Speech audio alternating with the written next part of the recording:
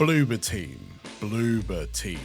Sorry, that name just sounds like a category of porn that will definitely get you arrested, is a Polish independent video game studio that started life making, and let's be kind here, shovelware for various handheld consoles in the early 2010s. This creative course was later derailed by a playable teaser from a former horror-based gaming titan that caused Bloober to abandon these tiny projects to create something bigger. Also, their logo at the time looked like a pair of tits. Oh, scary. So, why am I talking about this? Well, there's a few rumours that Bloober may be involved with this said gaming titan, and I just wanted an excuse to check out their games, as I love a good old spooky time. Also, I hate walking simulators, and lo and behold, Bloober excels at plodding around like a fat drunk bastard. So yeah, I'm climbing out my comfort zone for this one, for a big old slice of genre flavour. And you never know, it might change my mind. I might actually start liking these games. Yeah, probably not.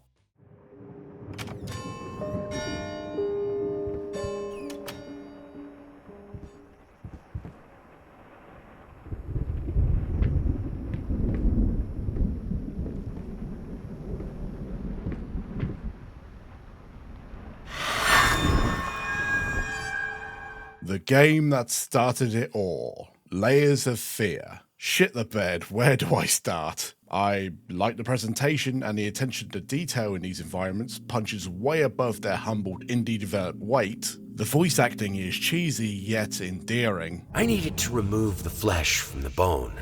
At first I was lost as to how, but then I sawed it off with a handsaw, boiled it, then put the bone in a mortar. I had to get one, obviously. This was not something I'd done before. And the overall story is kind of interesting. And yeah, that's about it. The one thing we need to establish is that horror is subjective. What makes you urinate out of every orifice in terror is like a genital itch to others. And itchy bollocks is the order of the day here. Okay, this scare here with the painting is adorable, and you can see in the footage that I paused the game to have a hearty chuckle at that one. But this seems to be a running theme throughout Layers of Fear. The scares are not scary, they're more comical. Oh look, a man of books just blew up everywhere. Oh, little baby just banged her head. Okay, these gags are great, but what's next? A haunted toilet? An ashtray with a threatening aura? Nope, spooky onions. I could sarcastically continue to flick these low-hanging, pungent-smelling vegetables, but I think we should go deeper.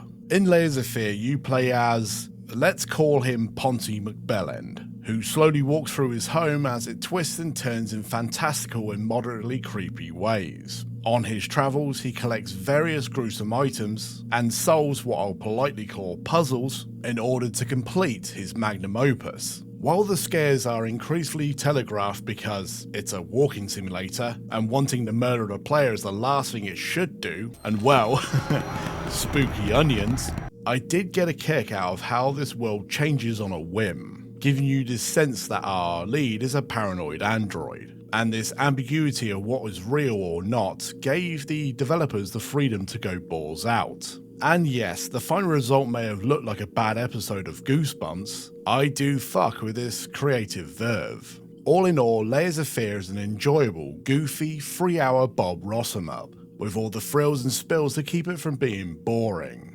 And I could think of worse things to do with 180 minutes, like watching Ali A scream himself brain damaged while pretending to be scared. Yo, the door's open, sick. Yo, what? Just out of reach. Ah! Jacob! Are you serious? I guess this is what happens when you let Fortnite raise your children.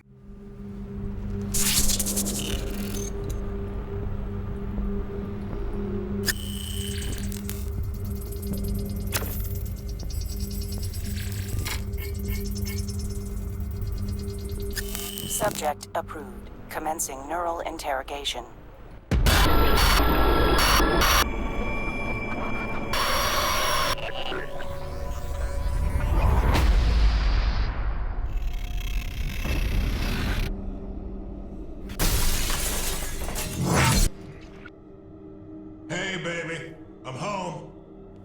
Observer, a cyberpunk world where you have to jack into the minds of murder victims to work out what is going on, like a cross between The Cell and LA Noire, topped off with the lead being voiced by Rutger Hauer.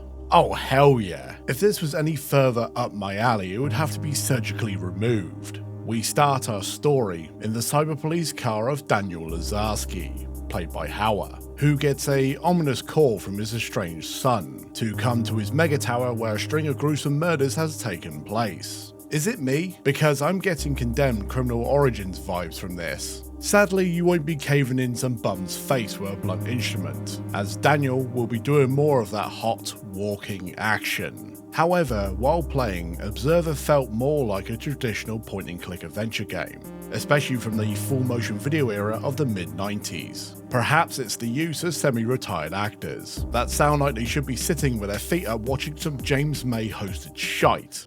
This guy is unfucking believable. Actually, the gameplay reminded me of those terrible CSI games, which I kinda love, but regardless, where you collect blood samples and fingerprints to solve crimes. And Observer, being a cyberpunk game, throws some headache-inducing cyber filters on top to make you feel like you're doing something more substantive. It just looks cool and you don't need a degree in forensic science to really grasp it. Eye candy to one side, which is easily the best Polish rendition of a cyber dystopia in games, there is enough stuff to keep Observer engaging. My complaints only come from two things: our lead and the main gameplay loop.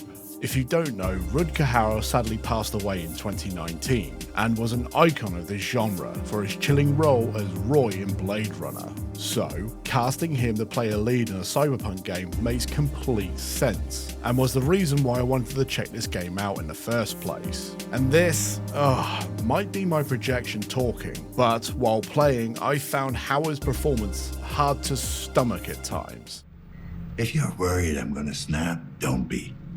They don't even let us carry guns anymore. Not worried. Past worry. Past most things. You fought in the big one. Is that why you got all this junk in you? Plasma sweep. Hit our convoy. Burrowed through armor. Sorry, I didn't mean to bring back memories. Which isn't his fault as he is a pro, but you can hear that his abilities as an actor have changed considerably in the last 35 years. Sure, he is supposed to be playing a grizzled detective, with every depraved cyber scumbag he's nicked weighing him down emotionally. But, sorry, I just find his performance to be strained. Like he did this shit as a job rather than a gig he wanted to do. And his hushed tone, while it brings some brevity to his performance at times, it also sounds like every syllable is causing him discomfort, which made me feel kind of guilty to be enjoying this game. I don't know, like I said, it could be just me.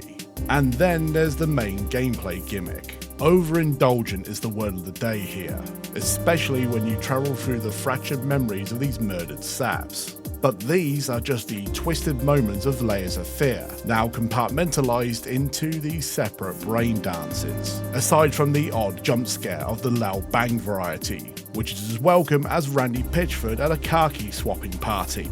I love a good joke. I mean, for fuck's sake, I own the Duke Nukem franchise. And these sequences drag on for what feels like forever, this being amplified by the numerous instances of being stalked by this scary bloke, who chases you down and screams in your face like this shitty stealth section is all your fault. And when you do get caught, because you will, because there's no way to telegraph his moves, you get pushed back to a checkpoint from a few seconds ago, which is convenient, sure, but it kills any kind of tension for fucking up. So after a while, I would just wait till this frozen tit walked in the opposite direction and made a beeline to the objective, because if I'm not being punished for fucking up, then why should I care? Observer is a solid adventure, with an ending you could probably guess by the opening chapter. And yes, the stealth sections could get cyber fucked for all I care, but I do appreciate it for its sumptuous presentation, and its old school heart. It's a game for people who love cyberpunk and murder mysteries. Columbo punk, if you will. And just like a dirty man in a trench coat, I'd rather spoon this than our next offering.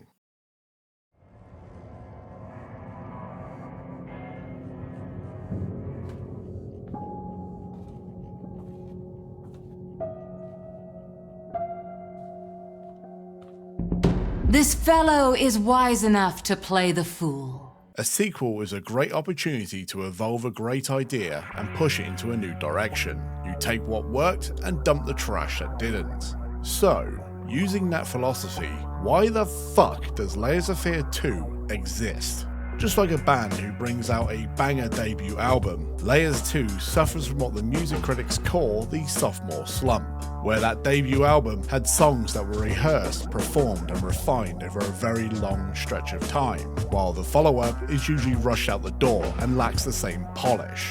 It is also what I like to call a find and replace sequel, where it's the same framework in terms of story and structure, but with the mildest, tiniest of changes to make it look unique. For instance, our lead, who was a painter in the original game, is now an actor, who is digging into the depths of his past to find the character for a part he will play in a film. And this dive is, of course, set in a small area that twists and turns in a lucid, deranged way. Yet, unlike the original, this is going through the motions. Apart from the voice of Tony Todd, who plays the director, and being chased by Piers Morgan cosplaying as a vagina, Layers 2 is just Layers 1 with an awkward crowbarring of gameplay elements that go against the entire vibe. And, most critically, it is so fucking boring! And this tedium is bookmarked by obnoxious chase sequences with Minge Morgan, where you need to close doors to slow this twat down. But in these discounted Crash Bandicoot chases, I feel like Boris Johnson with a fistful of lube, fumbling with the doorknob before our friend greets us with his fishy folds. I appreciate that they are trying to make the player feel threatened and uncomfortable like a horror game should, but the implementation of these chase, whatever the fuck they are, is sloppy, and they know they fucked this up, because you can flip a switch in the options menu which cuts these sequences out entirely. An option I turned on out of sheer spite. So if we're not going to talk about the gameplay, we might as well praise it for one thing that I think it did pretty well, and that's the setting. A boat is a great place for a horror game where you can use that tight, claustrophobic environment to make the player feel uneasy. And games have flirted with this idea before, such as Cold Fear and my personal favourite, Echo Night. While these are set on a boat, they don't capture the same feeling of being on a boat. That weird ambience of being stuck on a lump of metal, floating in a sea of uncertainty. And Layers 2 captures this feeling well, but passing the eye test is trivial when compared to the rest of it, such as the story, which is laced with irritating moments of navel-gazing from the writing team that seems to think a thesaurus is more engaging than writing a story with a meaningful hook. It's like if Shia LaBeouf and Jared Leto copulated and created the baby from a Razorhead. Oh, Mr. Shia, put a baby in me! But instead of poking this hellspawn with a stick for our twisted amusement, we are forced to play with the Afterbirth as unholy union. And this Afterbirth loves reading the Reader's Digest. This is funny because the image I just thrust into your noggin is more visceral than the actual horror in this dreck. It's a level of bad writing that deserves the accolades of the Academy. And the symbolism isn't sweeping the boards either. I know mannequins symbolise a formless figure that can be shaped to your desires because, ooh, that's what an actor is. What they are not is scary.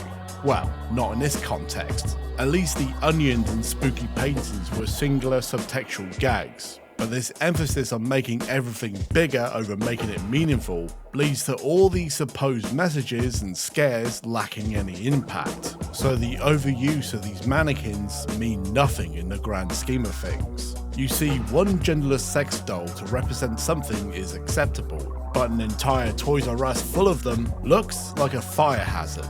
With that all said, I love Layers of Fear 2.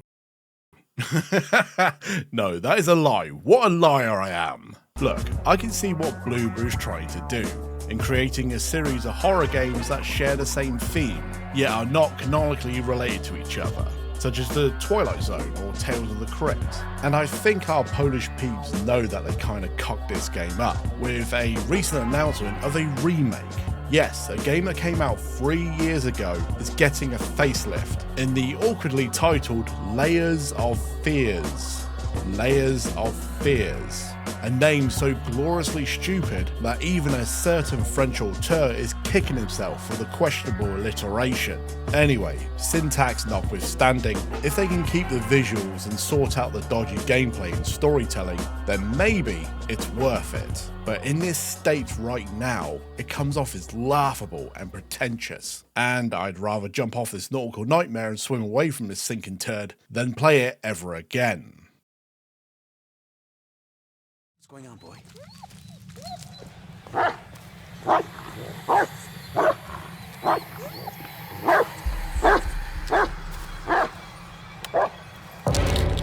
Easy, boy. It's gone now. Ooh, here's a spooky one. Blair Witch. While Bloober was in the middle of making its own franchises, and after the success of their debut, the film production company Lionsgate approached them to make a video game adaptation of their hot film franchise. Yes, the word hot is in quotations. In this story, we follow ex-Marine and former police officer Ellis Lynch on his way to the infamous Black Hills Forest, 2 years after the events of the original film. In this great idea that won't bite him on the ass, Ellis is on the hunt to track down a missing boy called Peter. But the game doesn't give a shit about that, as we are accompanied by his fluffy sidekick, Bullet. However, this cute little bastard isn't just for head pats and belly rubs. He also calms our lead down during bouts of PTSD from his time in the army, which in gameplay terms means his vision goes wobbly because of psychological horror. Yes, that term is in quotes, again. So, to recap, our protag has a therapy dog that is called something that could trigger his illness. And no one on the writing team caught this? I mean, who wrote this shit? David Cage? It doesn't matter, as this child and Napalm the Wonder Dog are just excuses to run around a spooky forest for a few hours, and all of this shit can be forgiven if the game is worth playing. Sorry, I paused there because just saying that sentence bored me to death. If you want to hike for another story being told to you like you suffered a traumatic head wound, with a dog that may push you in the right direction when he fucking feels like it, then you might enjoy this game. Oh yeah, and you get to use a camcorder. That's a Blair Witch thing, right? Thankfully, unlike Outlast, which used it as a crutch to make the world more tangible than it really is, in Blair Witch, it's used as a puzzle solver, where you scrub through footage to have things appear in front of your lead. And I have to say, that's pretty cool. And I do appreciate the toning down of the goofy non-scares, with most of the spooks being played straight this time, and they do work in places, even though it's still the screaming at you while running at 100 miles an hour variety, which is not very effective once you've seen it more than once. And when it's the 100th time, it's just white noise. That said, I must take these points away for the tone-deaf and juvenile handling of our lead and his shopping list of issues. And let's not forget the irritating melodrama of this bland dick we have to inhabit being a complete twat to everyone because of the darkness inside him. Fucking James Sunderland he is not. But hey, you can kill these things with your flashlight, like in Alan Wake, so that's cool. But then you realise that the combat isn't worth shit because, surprise, Blair Witch has a morality system that the player isn't privy to until the utter confusion caused by the abrupt ending. Yep, I got punished with a bad ending for something that the game said I could do, but then didn't tell me that doing it would screw me later on. Fuck off. As you can probably guess, I didn't enjoy my time with Blair Witch. In fact, I hated it. While there are a few nerdy references for the 12 fans of the franchise, myself included, it's pretty shallow in terms of what makes it a worthy entry into this series. Like the original trilogy that came out in the early 2000s were pretty terrible, and one of them was a stealth continuation of another unrelated horror game series. This had more narrative weight and lore than the new one with all the graphics. Work that shit out. I have spent my whole life looking beyond the edges of our reality. Even as a child, I saw things that would break a grown man. Eventually, I grew into it. It became my normal. But that thing, it was anything but normal. Okay, before we start, can I get this one hacky game reviewer joke out of my system? Well, fuck you, I'm doing it anyway. The medium is mid.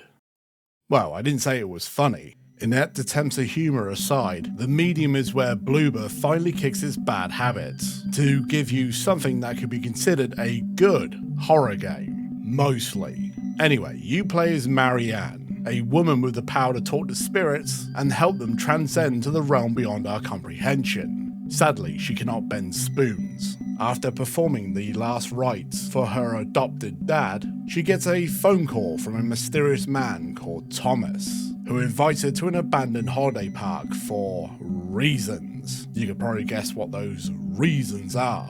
And you may be getting Silent Hill vibes with this setup, and with Akira Yamaoka on the soundtrack, this vibe turns into a desperate plea to its megacorp overlord. Not to cut the game's legs off before it learns how to walk like a tank. As a imitation of something decent that died in 2004, the medium brings something new to the table from the stuff we've experienced so far.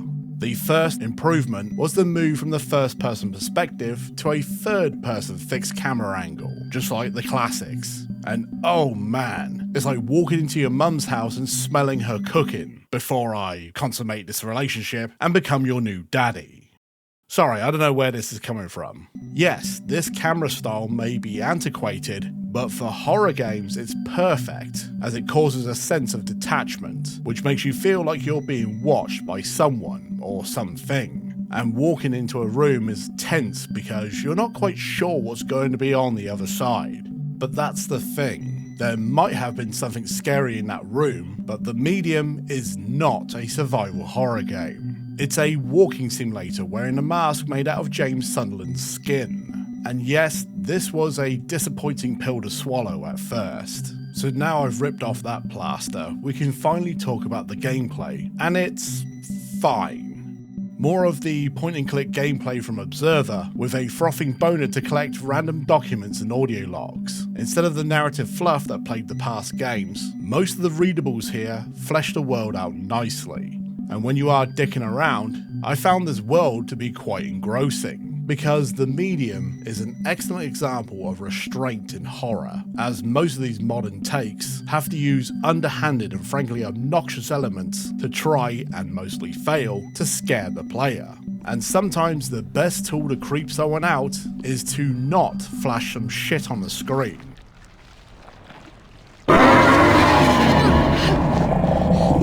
Okay, apart from this. Once again, this jump scare is the exception and not the rule, as this is the only one in the entire game. And in a way, I felt like this is more of an in-joke, rather than a lame attempt to startle. I mean, look at it. This thing looks like a burnt cornflake. And this self-awareness bleeds into every element of the game.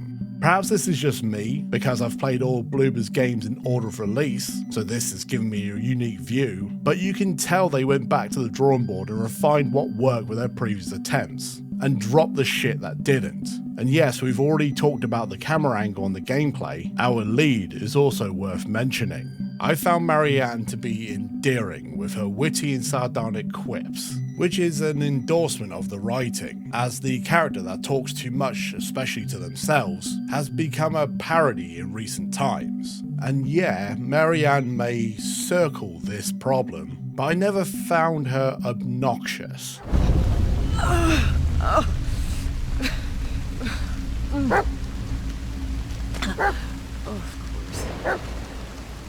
What else did you expect, Marianne? Speaking of annoying pricks, Troy Baker is also the voice of this pervert that's been chasing Marianne throughout the entire game, and wants to wear our lead like a skin suit. I'm so happy.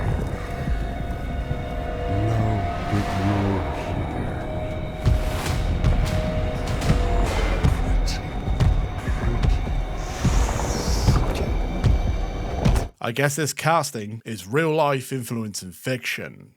And the other, now patented gimmick we need to talk about is the visually interesting way they deliver this story. Unlike Silent Hill, its obvious influence, the medium toys with our lead living in both the real world and, for lack of a better term, the other world at the same time. This duality may look like just a visual spin, but this system opens up a few novel puzzle elements, such as using an object in one world changes something in the other, and it's striking to experience at first.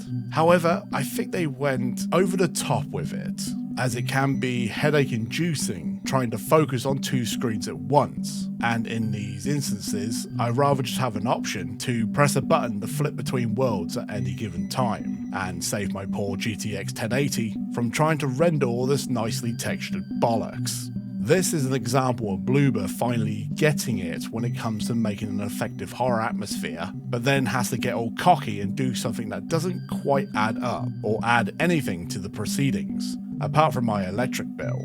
What didn't get old is when Mary was using her powers to help tormented souls stuck in this limbo, and working out what happened to them and what made them stay in this place. That is definitely my favourite part of the game, and I beg for it to be expanded later on in a sequel or whatever. It's great. I will say that this story does lose a tiny amount of its momentum when it shifts from helping these poor saps out to Marianne herself in the back half. But it's done in a way that feels more earned than this shotgun blast of personal trauma that they tried and failed to ground their last leading characters. It also refreshingly doesn't shy away from covering certain touchy subjects, and treats them with a level of nuance rarely seen in a modern age, where everything has to be blunt and obvious. It reminded me of games like Haunting Ground, which pulled zero punches and treated the subjects being told with decorum, with an ending that leaves you with more questions than answers, but not in a frustrating oversight of storytelling. The good kind of ambiguity, where you are not sure where it's all going, and it leaves it to you to decipher. And I find it refreshing that the writers know that you, the player, are an adult with half a brain, and doesn't hold your hand or treat you like an idiot. They want you to process these grim concepts and come to your own conclusions. And yes, it's performative, but not in a preachy or pretentious way. Sure, it's a send-up of that fucking series, and it uses some of the themes like a softcore porn parody, but this influence is a nostalgic ornament on the mantelpiece hosting a roaring fire of creative ideas. And I fucking loved it. If you're in the mood for a atmospheric walk around a visually and textually interesting world, then I urge you to check this out. The medium is not for everyone, but if you're in a more slower paced mood, then the medium is a great game. I can't recommend it enough. So, that's my view on Blooberteam, and their multiple slabs of macabre. And yes, it was mostly what I expected, but I have to say that the first Layers of Fear, Observer, and The Medium are the standout games from the bunch. If you're in the mood for this type of walking simulator horror experience, then you will have fun with these ones, even with their flaws. How does it feel to have lived long enough to see all of your favorite franchises go down in flames? Feels great. And while this video was sparked by a rumour that our Polish friends hold the key to a certain fog-filled town, on further reflection and after weeks of playing their work for context, this game of journalistic telephone and the bewildered shock I initially had when I heard about this moved aside for some great British cynical indifference. In less words, I don't fucking care. And when I said that Silent Hill died in 2004, that is of course not factually true. But for me, that's when the series that I had a ton of respect for passed away in my eyes. And I am so far past this 5 signs of grief for this franchise, I actually feel more nostalgic about this feeling over the thing I felt grief for in the first place. And the utter contempt of Konami further hammered this nail in my rose-tinted coffin. So instead of hugging the closest neckbeard, who is wearing a big-titted nurse and blazing t-shirt, treat this rumour like static, white noise from the twisted, incomprehensible mess known as the internet. This rumor is one of the reasons why I hate the concept of nostalgia, and the people who block out every level-headed opinion to blurt out nonsense, like some post-apocalyptic Chris Farley-themed nightmare. But I would rather hear from those who are influenced by Silent Hill, rather than dig up a franchise that has been dead for nearly 2 decades to roger its bloated corpse. And yes, it's fun to dip your toe into something from a formative time in your life, or to play them because they are fucking great games. But sometimes, dead is better.